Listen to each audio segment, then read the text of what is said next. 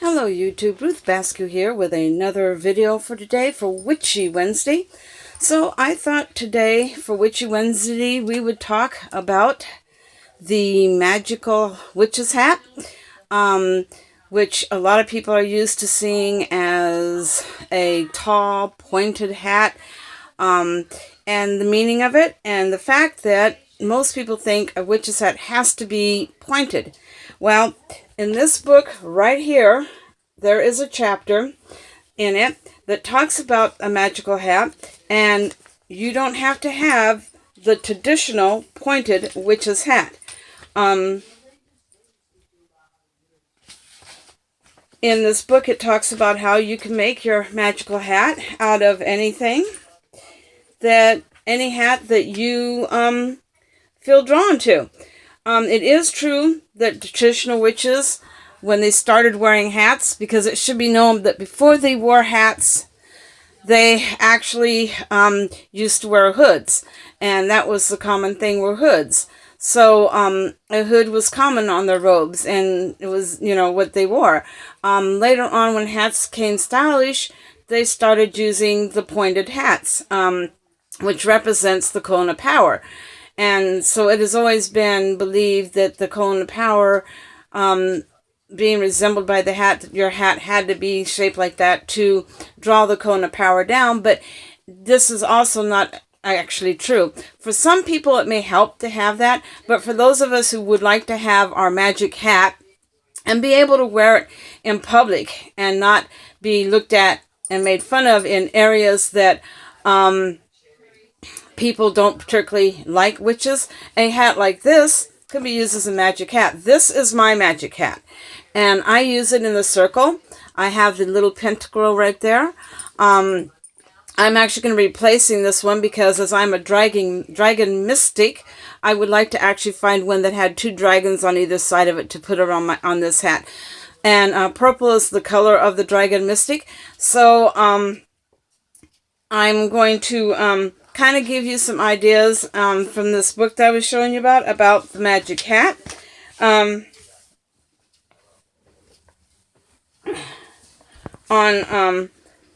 their use, and some of the more popular magic hats that are not the witch's hats. And if you want to use a witch's hat, that's fine too. I'm not saying don't do it. This just depends on the person. And I myself, like I said, I like to wear my magic hat in public now and then, and I don't want people to know what I'm all about, really, or to know that that's what it represents. So this is what I wear. But if you're wanting to do a magic hat and you want to empower it with your energies and you want it to be something that you like and that you feel empowers you, then by all means go to thrift stores and Goodwills and Salvation Armies and look at the old clothes area for old hats. The thrift stores are great for that because there's a thrift store out here I've been in a couple of times, and they've had hats that date back to the early 30s, and some of them are really, really nice. Those could be empowered to become a witch's hat if you prefer that style. In fact, if you're a witch who is doing your robe outfit for a certain time period, actually wearing clothes from that time period could actually enhance the energies of that way of working with your magic. It's like in the 60s and the 70s, during the hippie time period and the disco time period, there are probably people out here who remember that time period who like to wear those type of styles when they're working with their craft, because it reminds them of the time when Wiccan actually started to come out of the closet a lot. I mean, more and more stores were opening up to the occult. It wasn't called Wiccan or witchcraft at that point. They were actually calling it the occult. So it was occult stores. Hollywood had two really good stores that dealt around that when I lived in LA, and one of them was the Sorcerer Shop, which I think may still be in existence. I'm not sure. I haven't been back in that area for a long time, so I don't know. And the other one was the Ram, and I know the Ram no longer exists because last time I was there, it had been burnt down by the fire that hit way back when along the Hollywood Boulevard, and it took out store after store after store, and some bookstores got hit, and unfortunately the RAM was one of them. So no, the RAM no longer exists, but the RAM was the one I went to the most, because the RAM had the more of the stuff I wanted, and that was in the late 70s. And actually, if I wanted my magic hat and my magic robe to fit that time period, to empower those energies, I could use styles that they wore back in that time period, and I could find a hat that would have been worn in that time period, and it would have worked for my magic hat. I actually like the fedoras, and because I happen to like fedoras, I chose a fedora to represent my magic hat. It represents my cone of power too, but just because it's short on top doesn't mean that my cone of power is short. I see my cone of power a lot when I'm working, and I know that it's quite tall, and it's a brilliant white. So even though my hat is short, my cone of power is not. And it does, so there again, you know, a cone of power does not, the size of the point on your hat does not reflect the cone of power, which comes from you, which is within you. So your cone of power is you. So let's say you're somebody who likes the 30s styles, and you want clothes that work with that. That's fine. Find an old antique store that has clothes from the 30s and buy some that fit you. Find a hat from the 30s you really like. Empower that with your energies. Use that in your circle. If you like the 50s, you could do the same there. They had some beautiful ball gowns back in the 50s. You can find an old 50s ball gown and use that as your robe. You could find a nice headdress, feathers or no feathers, back from that time period, and use that as your cone of your hat, your magic hat. You can go into the 60s. And of course, now we all know in the 60s, which was the hippie period, that a lot of those were the leather, floppy leather hats. And I used to have one of those, to be honest. And then we had the long, the mini skirts and the long sleeved tops that had the big bells that were from your elbows down, and or you had the bell-bottom jeans with the big bells that came up from your knees down. You know, what you're comfortable with.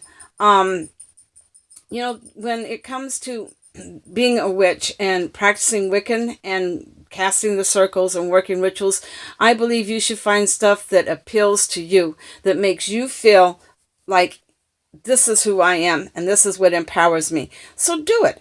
Be yourself. Always remember that when it comes to Wicca, do what feels right to you as long as you don't harm others. I would do more from the book, but I also remembered that Sunday night, Psychic Bob with the Witching Hour had talked about the magic hat and the cone of power. Psychic Bob is a very good YouTuber on YouTube. I highly suggest you go check him out. He has some really good videos, and some of them are even better than mine, and I've been practicing longer than he has, but he's still very good. He's a psychic medium, so he's somebody you may want to look up and check out. His channel is Spirit Channel, and it's Psychic Bob's. Sunday nights live at 8 o'clock our time. It's called the Witching Hour, so check it out. You know, come join the group and have some fun. So I thought, you know, go with what feels right with you. If you like the tall, pointed witch's hat, then go with it. If you like something you could wear in public when you're trying to channel energies and you're going to be going out there and doing a little magic outside somewhere, but you don't want something people are going to look odd at you with, then a fedora like this or whatever hat you feel works for you when you're doing magic in the outdoors, in parks or down by the water or by the beach or in the mountains, or, you know, secluded away where people won't see you, but you still want to be right there. And you know, when you're going where you're going, people are going to notice what you're wearing. You know, if you have to take a bus to get to one destination to another, you know, something that doesn't draw a whole lot of attention, if that makes you feel good, that's fine. If you like getting a lot of attention drawn to you, then go with the old-fashioned pointed witch's hat. I don't like to draw attention to myself a whole lot, so I keep it low-key. So this is why I wear the fedora. I can get on the bus and wear my fedora and be going to the park or going along the lake to do a ritual, and no one's going to really know that this is what I'm up to. So this is so much on the witch's hat that I have to give you tonight. Keep in mind the cone of power is in you. You project your own cone of power, just like you project your own shield of protection, which we will do a video on that too. People need to start going with their heart, what's in their heart, and remember never to harm others, because that is the code of the witches. In it, harm none, but do as you will. So in the meantime, may the goddess bless you, and blessed be. See you all later.